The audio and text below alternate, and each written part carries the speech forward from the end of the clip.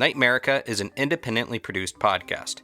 If you like what we are doing, please consider leaving a review at Apple Podcasts and showing us your support at patreon.com/Aaron Sagers. Welcome to NightMerica, a podcast that takes you on a tour of the abnormal, paranormal, weirdly true, and truly weird in every corner across this nation. Because whether it's ghosts, aliens, monsters, or monstrous humans, there's something strange in your neighborhood. Episode 50, Murder by Bigfoot, with Joshua Rofé. Ahoy, hoy, NightMericans! Welcome to another episode. I am, of course, your host, Aaron Sagers, journalist, researcher of the weird, and as seen on Paranormal, caught on camera on Travel Channel and Discovery Plus. So, Sasquatch. It's a 3-part documentary series. It is premiering on Hulu on April 20th, and I'm going to let him set up the story, but I will say that this documentary, it is violent, it is surreal, it gets pretty dark at time, and it covers the territories of monsters and men. And sometimes those two things are one and the same. And it really goes in directions. It's not what you think it is going to be. Some really surprising directions. So this gentleman, he is the director and executive producer of the 4-part Amazon Prime series, documentary series, Lorena, which I would highly recommend. Is about Lorena Bobbitt. Of course, we famously know her story, but this gets to the truth of the story. So I would highly recommend that. And that premiered at the 2019 Sundance Film Festival, received a Best Multi-Part Documentary Series nomination for the 2019 International Documentary Association Awards.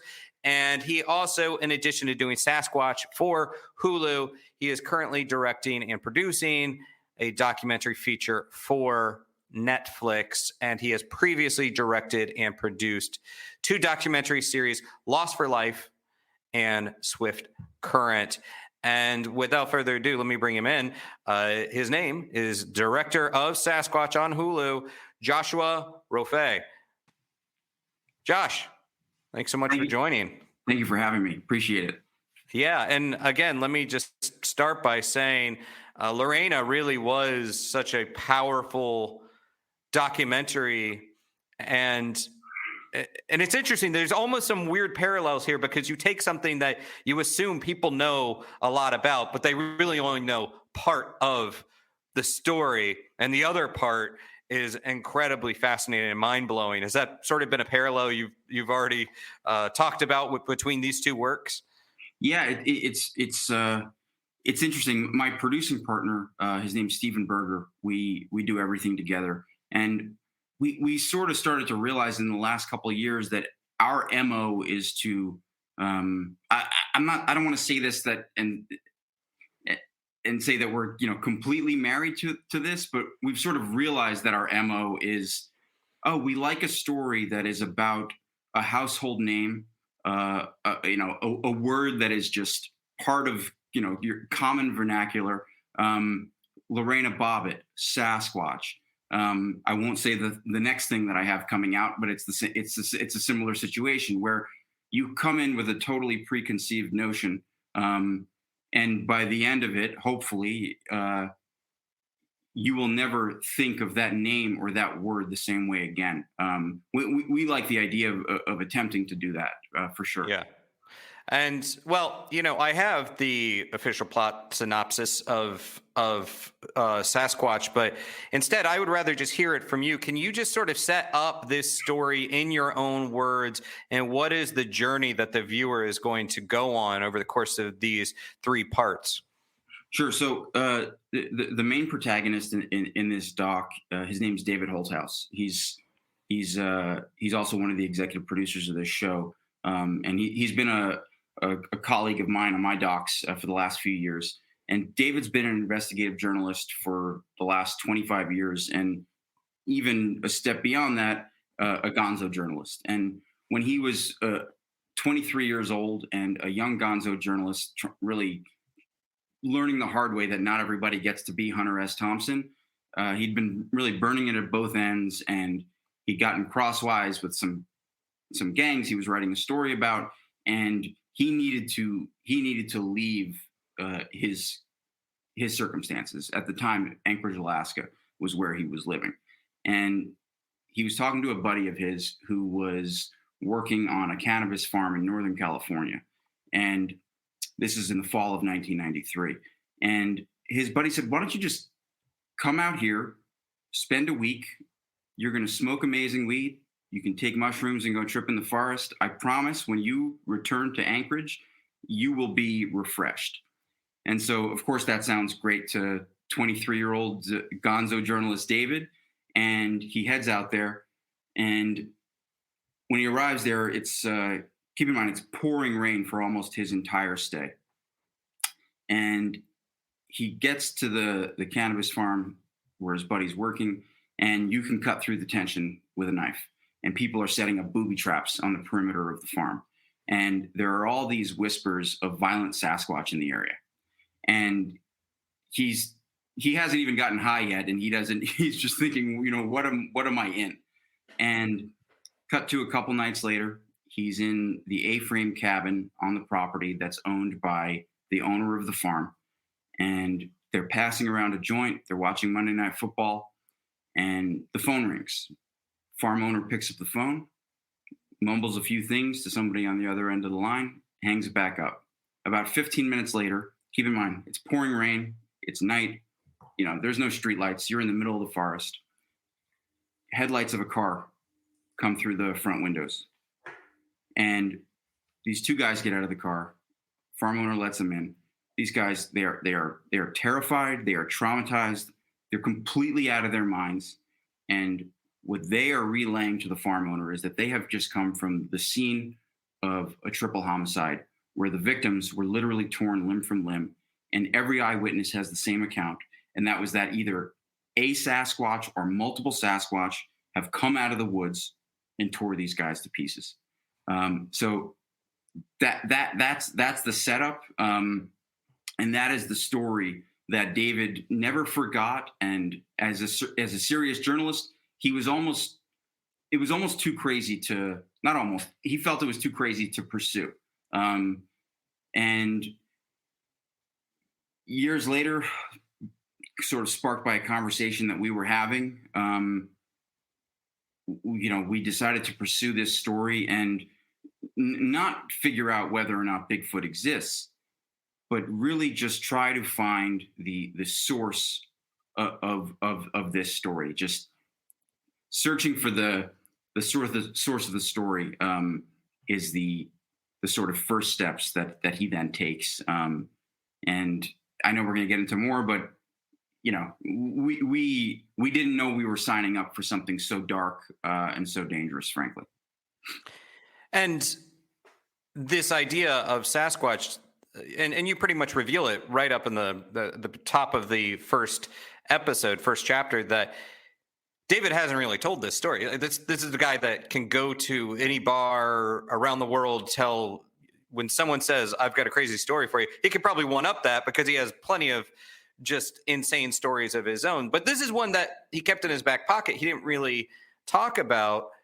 It was I don't know if you would say pre-existing fascination with Sasquatch or just I can tell you exactly how it started. So keep in mind, I grew up in New Jersey, and when I was a kid, and we'd go to day camp in the summer, and it was in the Pine Barrens, and we were well aware of. It's funny because I just rewatched the Sopranos Pine Barrens episode last night. Actually, it's a great episode too. Oh, it's my favorite. Yeah, but we were well aware of the Jersey Devil, and I grew up terrified of the Jersey Devil, and the times when the counselors would take you to it'd be like, you'd have one or two sleepovers a summer, right? And where you're camping out, and they take you to the old canteen, which is just, it's an abandoned shed, but you think as a 9-year-old that is where the Jersey Devil, resides. And then you grow up and move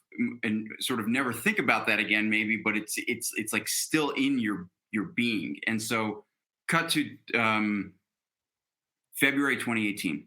I'm making Lorena, and I have dinner with a buddy of mine. His name's Zach Kreger. He's one of the exec producers on this show. His parting words to me are, by the way, you got to listen to this podcast. You're either going to love it or you're going to think I'm crazy for loving it. And it's called Sasquatch Chronicles. And immediately I just had no interest. I was not, despite what I had been sort of terrified as, over as a kid with the Jersey Devil, cryptids were just, at that moment in time, they were not something that I gave much thought to. And he said, just listen. And what Sasquatch Chronicles is it's people calling up with their encounter stories. And so the next day, I listened to one episode. I listened to my first episode. By the end of 4 days later, I'd listened to 11 episodes. And I was not hung up on whether or not I believed the details of the stories, or, that was sort of irrelevant to me. What I was immediately taken by and really overwhelmed by was I sensed authentic, visceral fear as the through line, with every story from every caller. And so I started to just have this conversation with myself where am I going to make a Sasquatch something? I can't make a Sasquatch. I make social issue documentaries. My collaborators are going to laugh at me. And then I got to this point at the end of the week where I said, I'm going to make a Sasquatch centric story. I don't know if it's a doc. I don't know if it's scripted, but this is amazing. And I'm gonna do something. And so keep in mind, David Holthouse was working on Lorena with me at the time. And I knew that, his experience as a gonzo journalist, he had kind of seen and done a lot of crazy things. And so I sent him a text and I just said, hey, I promise this is the craziest text I'm going to send you for the next 5 years. I want to find a murder mystery that's somehow wrapped up in a Sasquatch story and pursue it as the next project. He texted me right back. He said, I love it. I got one. I'll call you in 5. And then he proceeded to tell me that story from 1993. And here we are. And just sort of my background. I started in newsrooms. I started as a reporter. I've always been fascinated in folklore and whatnot. And I still have opinions about some of this stuff. It's become part of my career. But really, the most important, most interesting thing to me are the stories, because of the people that experience these things, much like in the podcast, the Sasquatch Chronicles. The people believe, and that power of belief can be quite powerful. It can make quite an impact on someone's life. Now, before you get too far, I do kind of want to, for anyone that doesn't know David, kind of get a little bit more look at him, because some people that might approach this topic might dismiss this subject matter as, oh, guys looking for Sasquatch, this is just the territory of crackpots. I don't think that, but I do think it's important to give us a little more perspective on David. And with that, I would like to show this clip from Hulu's 3-part Sasquatch documentary that's premiering on April 20th. So let's roll this clip.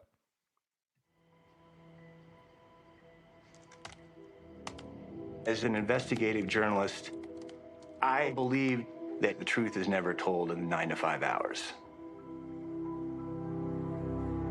I realized pretty early on in my career that I had a knack for immersing myself in different worlds.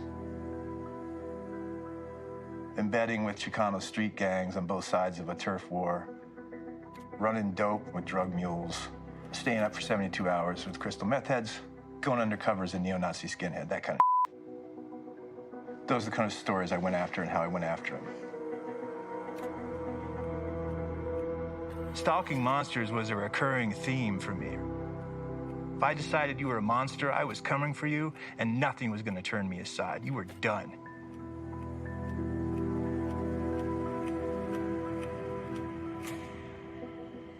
I've borne witness to a lot of crazy stories, but the one about a Sasquatch wasting 3 dudes in dope country is bar none the craziest, all right? And for a quarter century and then some, I've just been carrying it with me, keeping it close. It's not in my nature to just set it down and walk away and forget about it. Because, sure, maybe it's just a ghost story. Maybe there's nothing to it. Or maybe somebody got away with murder. And maybe I can find out who and how and why.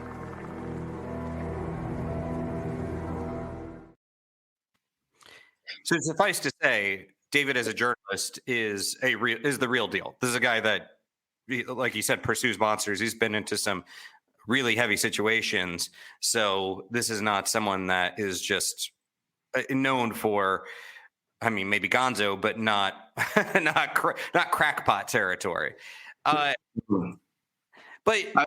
sorry, go ahead. Go on, please. I was just going to say that what was I told you when I was first thinking I am going to do a Sasquatch something, I immediately became obsessed with everything I was hearing and reading about the culture, before even talking to David. And I expressed to you, you think, like serious doc background, right? And these very serious, heavy social issues. And my collaborators who've been, doing it longer than me, same thing. When I told them, this is what the next project is that I'm doing, sign me up. You know what I mean? Was the response. They were so fascinated. Nobody had that response that I sort of was afraid of, which was like, writing it off as something that's not rooted in reality or whatever it is. They immediately thought it was fascinating. They thought there was something so profound about a belief and a relaying of an experience that somebody claims to have had that can emanate visceral fear. They thought it was one of the most fascinating things they'd ever heard. So that was which was awesome. And then you can see David, and I mean he's a dead serious. He's a heavy dude. You know what I mean? He's serious. Well, and you do, before I get to the Emerald Triangle stuff, you do frame this story. Yes, it is a murder investigation of sorts, but it's also an exploration of this outlaw territory. But you do begin with these interviews with people from that Sasquatch community, the Squatchers, Bobo Fay previously from Finding Bigfoot, the TV show, and Dr. Jeff Meldrum and Bob Gimlin. Why did you find it was necessary to include them? Because you could just have gone straight to the territory where this murder took place, these murders took place. Why start out by laying the groundwork with these Squatchers? I mean, I really, in an attempt to, I felt like if we were going to, and David felt like we all did, if we were going to try and figure out what happened with this, this Sasquatch murder mystery, we needed to start at ground zero.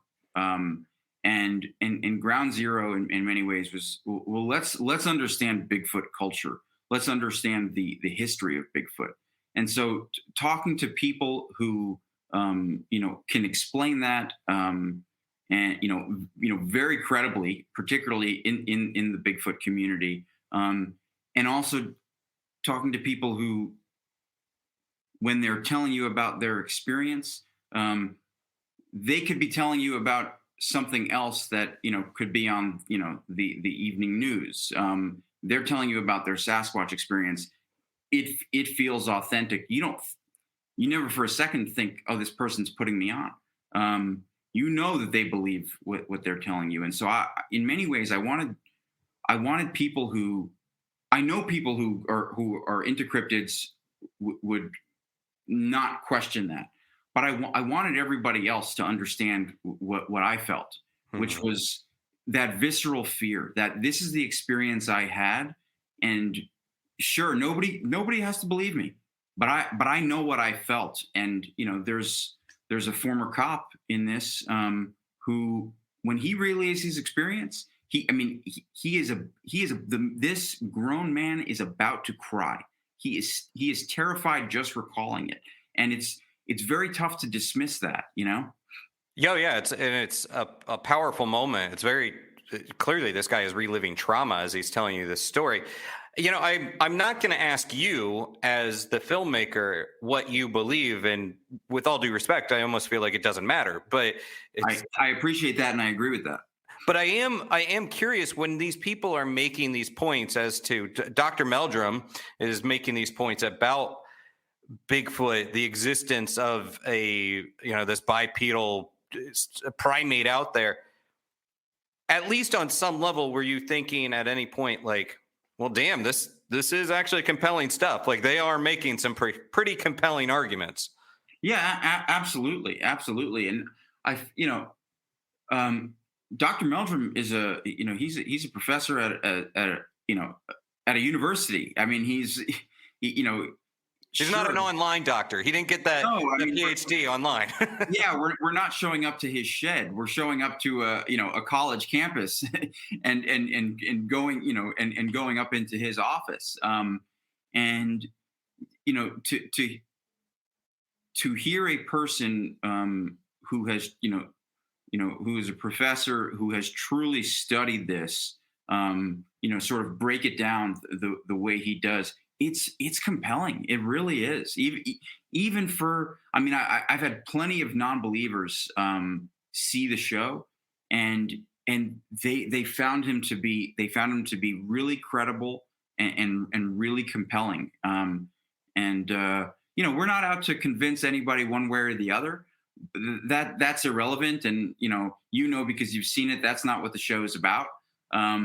But it's pretty cool when somebody who is just no way on Bigfoot starts to even have something creep in because they're just listening to somebody that they think is saying something that you just can't dismiss. When you're making a film, when you're reporting and you're talking to criminals or people who are trying to overcome addiction or struggling with addiction, people wanting to stay off the grid, these are people that typically it's a hard task getting them to open up. And then talking to them about a Bigfoot murder, a triple homicide committed by a legendary creature, that kind of makes things a little bit more challenging. Just walk us through some of the unique challenges that you faced as you head into this Mendocino area and you start trying to hunt down this story. Yeah, first of all, I will say all of the credit for that goes to David Holthouse. That's his work. That's his reporting. That's his skillful and relentless developing of sources. And frankly, putting himself in really dangerous situations when there was no camera present to even gain. I shouldn't say gain, attempt to gain access. There was certainly no promise of anything. So that's all David in terms of that. And, and obviously we were there to document what was going on. And of course, bounce ideas off of and try and make sense of things. But, that's David's skill set that got those folks to talk. What I can tell you is that there'd be moments where we would be up there in Northern California, and maybe the next day was an interview with a Squatcher. Certainly not somebody in the criminal underworld in any way, shape, or form. And we had this interview the next day, and you leave the hotel 8 a.m., get to somebody's place, and David that night before was going to meet a potential source, very much from that underworld. And here's where I'm going to be. If you don't hear from me by this time, that's bad. And you're just sitting there, and it's, I remember just sitting wide awake till, 2:00, 3:00 in the morning, just waiting for that text message. I'm out. I'm safe. I'm heading back to the hotel. I'm good. So there was a lot of that. And then there was a lot of when we were in the places that we were,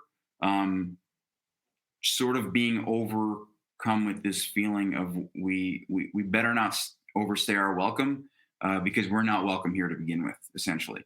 And so that was a new experience. I'd never had that. I'd never had that before. pardon me for going full nerd here, but Please. there is this. You're talking to the right guy, actually. All right, well, good, because Batman famously said that criminals are a cowardly and superstitious lot, and maybe the cowardly part is up for debate depending on your perspective. But are they prone to superstition? Do you think that what is it about the remoteness of these people, the work that they're doing, that makes them a little bit more prone to believing in something as legendary as Sasquatch? And you also, there is a brief, one of the actual brief humorous kind of moments where someone even mentions aliens in the course of a David's phone call. But what is it about that makes them prone to that superstition? And do you think they legit, some of these folks up there legit do believe in the existence of Sasquatch?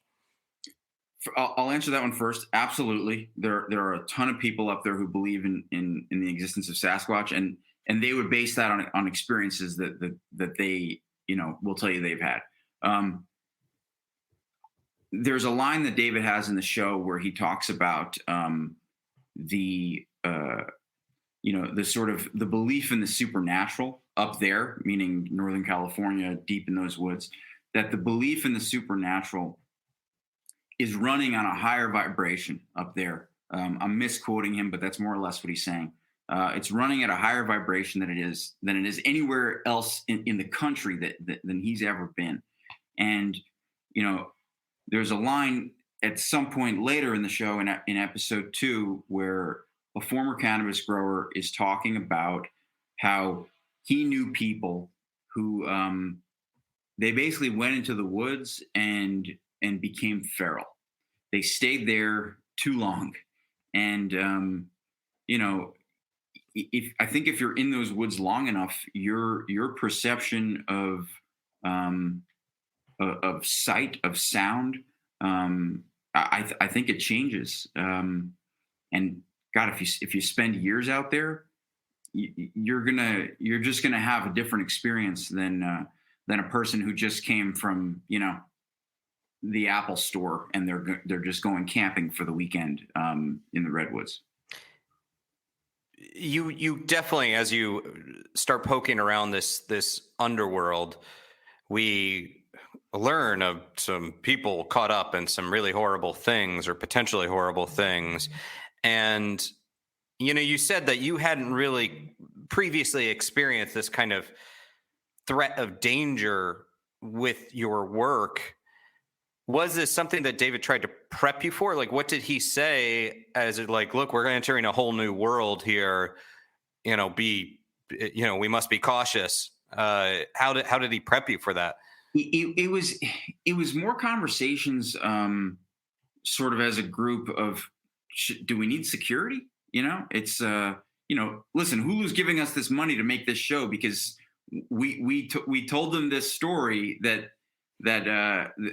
obviously they believed in, that we could go and make a compelling series. If one of us turns up dead, that's not good for Hulu, and they're not going to be, it's not good for anybody. Bad for business. Yeah, that's bad for business. And so there was actually, you know what? I haven't thought about this since it happened. We looked into hiring security. Nobody would go. Nobody would go, and it was something more or less like, if it's going to go down, it's going to go down. Yeah, we got some weird responses, but I mean, you do attempt to. I mean, and again, I don't want to. We would tread light. I don't remember David, prepping us so much as those conversations as a group. But I think everybody just understood. And I think a big rule for me personally and my crews when we're shooting docs is, we're a guest and somebody's letting us in their home. Man, I don't care if you have the same. If you have, totally different political beliefs, I don't care what, like, someone's letting us in their home. It's like, please and thank you. And take your shoes off and be respectful, and that's, take your shoes off. That's a very New Jersey thing. They make you take your shoes off before you can go to someone's house. But it's you know, and it was kind of that on steroids for this, which is oh, and somebody might have an AR-15 in the bedroom. So everybody just behave yourself. NightMerica is brought to you by the Smell of Fear Candle Co. I love the way a candle can change the entire vibe and character of a room, and Smell of Fear brings a lot of literary and film characters to a room. These scents are inspired by characters and settings from stories and history. For example, there is the Telltale Heart candle from the Essence of Poe collection, and that smells like the infamous oak floorboards with just a hint of tobacco that I imagine the crazed narrator of that story was frantically smoking. I also dig the Gonna Need a Bigger Boat candle from the Cinematic Scents collection. Jaws is one of my favorite movies, and this candle, it puts me right in the action. It smells like salty sea air with the wood of an old fishing boat and just a hint of whiskey that Quint was most certainly knocking back. In fact, I was just burning the Gonna Need a Bigger Boat candle last night as I was reading a book, and it really just set the scene for me. Okay, I'm a paranormal researcher and journalist, and I have to say that I love the Sasquatch candle, obviously, from the Cryptid collection. No, it does not smell like that stinky beast we all love, but instead it is inspired by the heavily forested areas in the Northwest that Bigfoot is said to roam, with hints of redwoods, cedar, pine, and earth. Other collections include the Literary Redolence or Televised Temptations. There is also the Whiff of King. Think of Stephen King.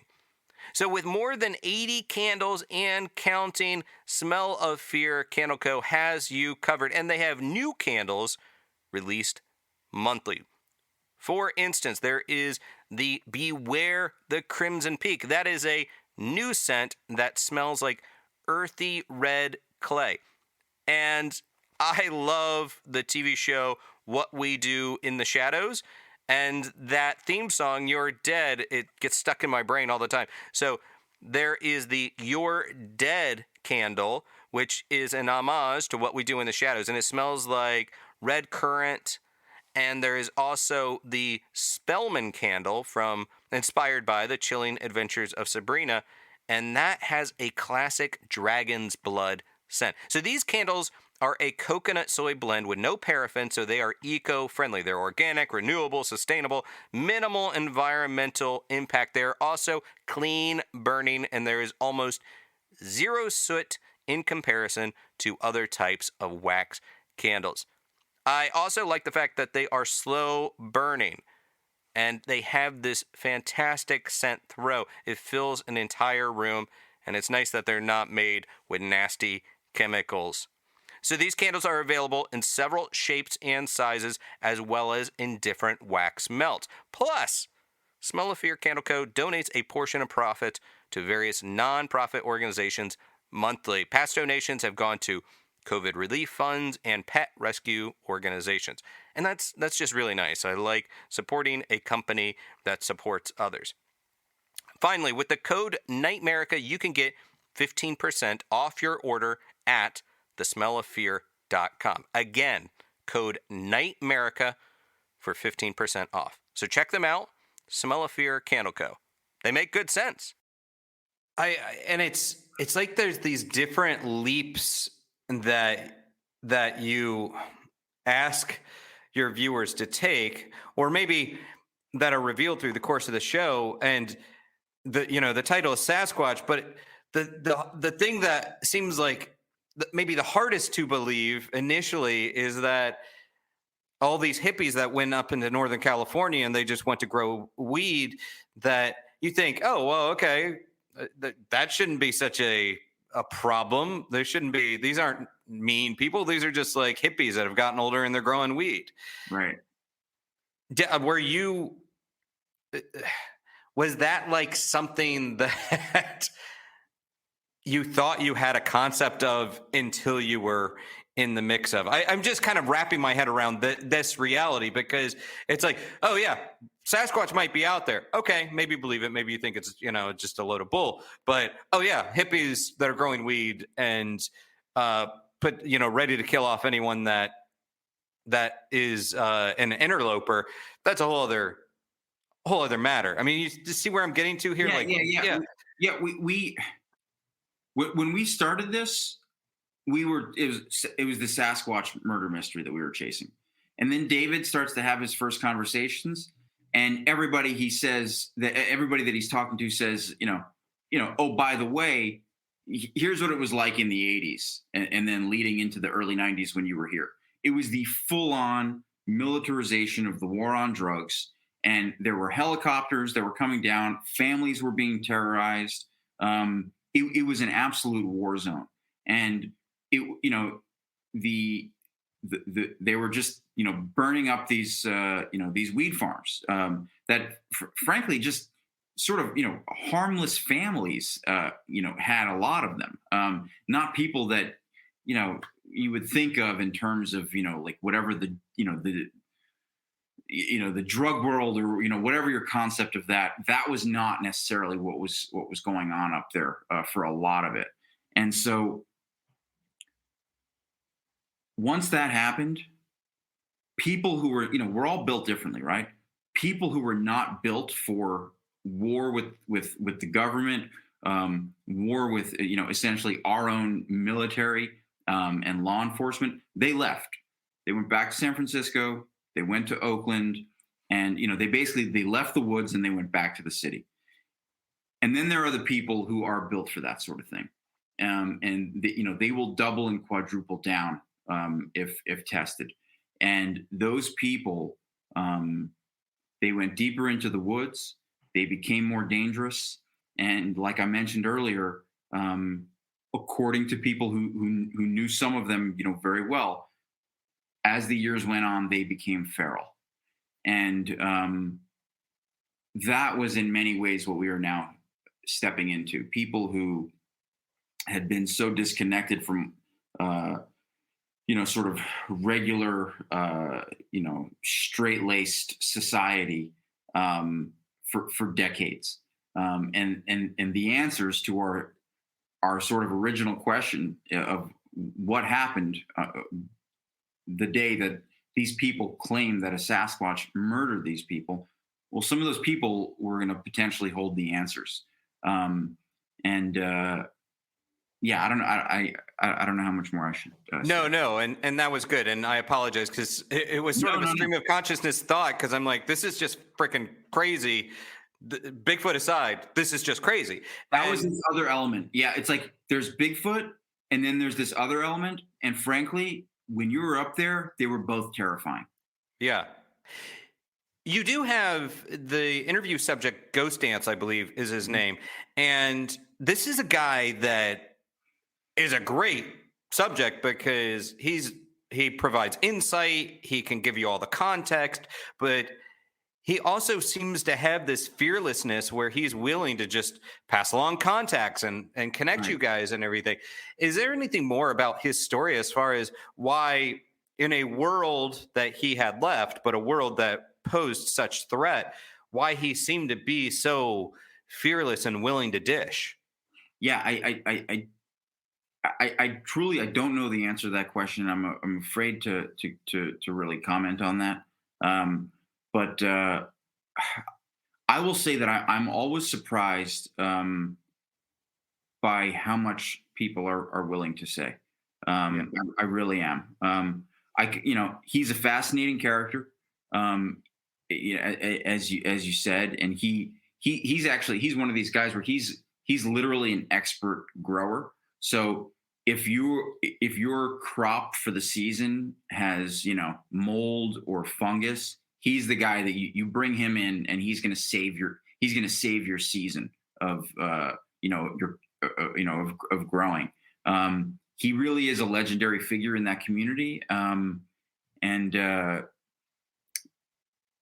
He said some wild things. Wild things. Yeah. Well, I won't push you too much more on that, but he was a great. I appreciate it. He's a great interview subject. Weird, man. Everybody, and I mean, you know what we bleeped out, at various points in the show, and if any tiptoeing I'm doing, it's not for the sake of spoilers, it's for something, it's for things that are much more sort of serious, and there's just there's a lot of dangerous stuff that has gone into in this show. Yeah, it requires some delicate footsteps around the matter. Well, let me backtrack a little bit to the hardcore Bigfoot stuff, the Sasquatch stuff, because you, and again, perhaps as a storyteller, you probably don't want to take sides, but you do talk to Bob Gimlin of the famous Patterson-Gimlin footage, the famous Bigfoot footage. Legend. He's a legend. As well as Bob Hieronymus, who claims that he was the guy in a Bigfoot suit. Gimlin stands by, it was not fake. He didn't know what they didn't fake it. Did you kind of walk away finding one or the other slightly more reliable, slightly more, did the needle tick either way, as much as you're willing to say, again, as an objective storyteller? Well, I don't want to answer this one. I will say Bob Gimlin, it is just like, since the guy started doing interviews again, he's such a hell of a compelling character. Like, I think there are going to be people who are going to believe both of these guys. I don't mean both of them at the same time. I mean, I believe him or I believe him. Mm-hmm. And I think that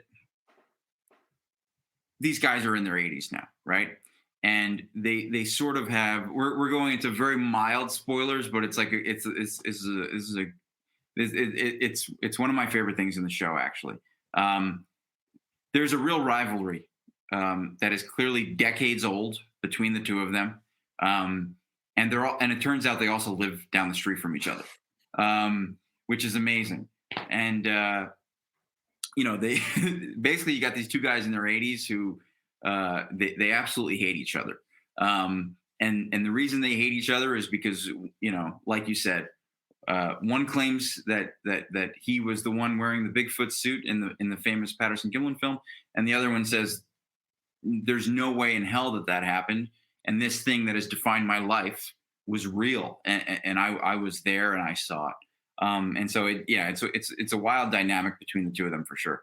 I mean, I'm obviously I was familiar with both those names, but I didn't realize that they were essentially neighbors. And in this portion of the episode, I was just like, look, Hulu, Josh, you guys got to lock this down as a scripted series, because I just want to watch these two old cowboys in their 80s next door. It's like grumpy old Bigfoot men. It just, I want to watch that story.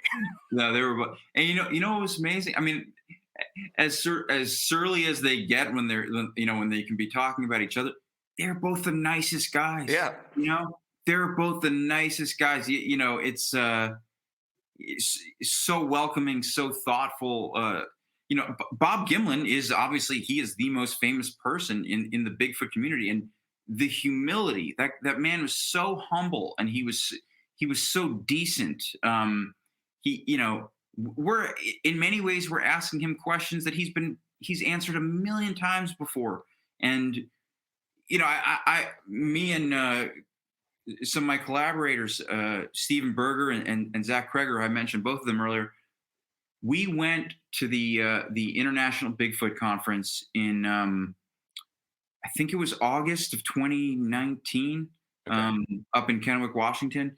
And of course, Bob Gimlin was there, and constantly surrounded by people, and it's just the patience of that man. To answer the same questions over and over again, really, and his passion doesn't waver. It's pretty remarkable. And as we run down on time, is there anything in this series that you could not include or had to cut for any reason? Again, as much as you can say. The identities of certain people. Mm. The identities of certain people. This is a show that, you know, as a journalist, you have, um, you have confidential sources at times, and you identify them as such, and David certainly had those throughout this. There are confidential informants in this show who, you know, really sort of connected dots and were able to nudge David along to the next piece, so there's times where it's, on camera, he really is hitting a wall. And then you're hearing this phone call that he had with a confidential informant. And even though you're just hearing, this thing that they're describing, and we didn't capture it, in front of our cameras, for a host of reasons, David's like back on track. Mm-hmm. And now that next thing is unfolding, in front of you, in real time. And it's maybe if I live to be an old man, and the whole world doesn't implode and streamers are still a thing, maybe Hulu will let me, and I would choose to release a version of this with no identities concealed, because Right. it would there's something, there's a layer of danger that you just had to, sort of wisely toe the line of. Well, and it's also, I enjoyed that the way you did sort of show how David's mind as a journalist works and how he puts things together and takes clues out of conversations, because it's not something that's often shown effectively in films, and not even really in documentaries a whole lot. So I really commend you on that. You see how the gears are turning in his brain.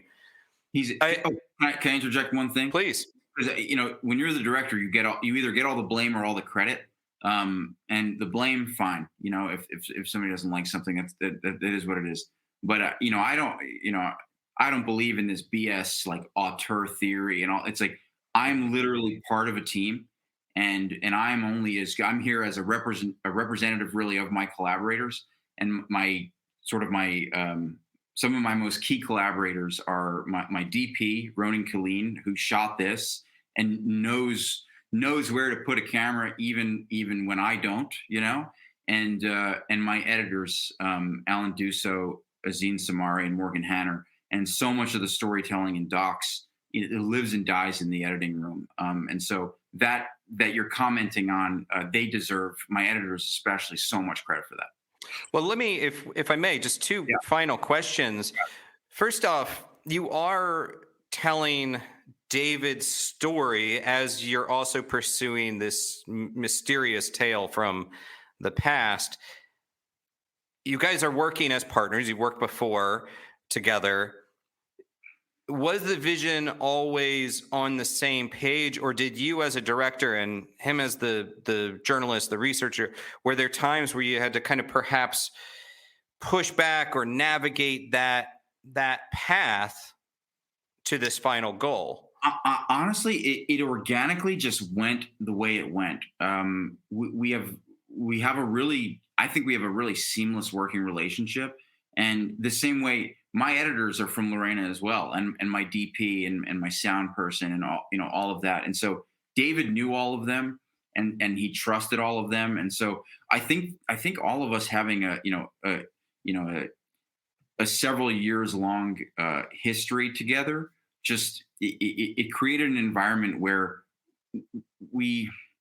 if all of us are lost, we're lost on the same page. When all of us know what we're doing, we know what we're doing on the same page. Not that there's not a give and take, but there was never some big point where, oh God, I think this and he thinks this. We were. It's so weird, man. You're just like in the thick of it, thinking how are we going to pull this off? Mm-hmm.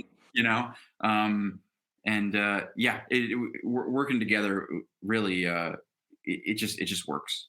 Well, and finally, from that 9-year-old kid camping in the Pine Barrens, terrified of the Jersey Devil, to now being on the other side of this 3-part documentary, what is your takeaway about the power of legends? I mean, ultimately doesn't even matter if ghosts, aliens, or Sasquatch exists if people believe the boogeyman is real. What's your takeaway about the power of legends?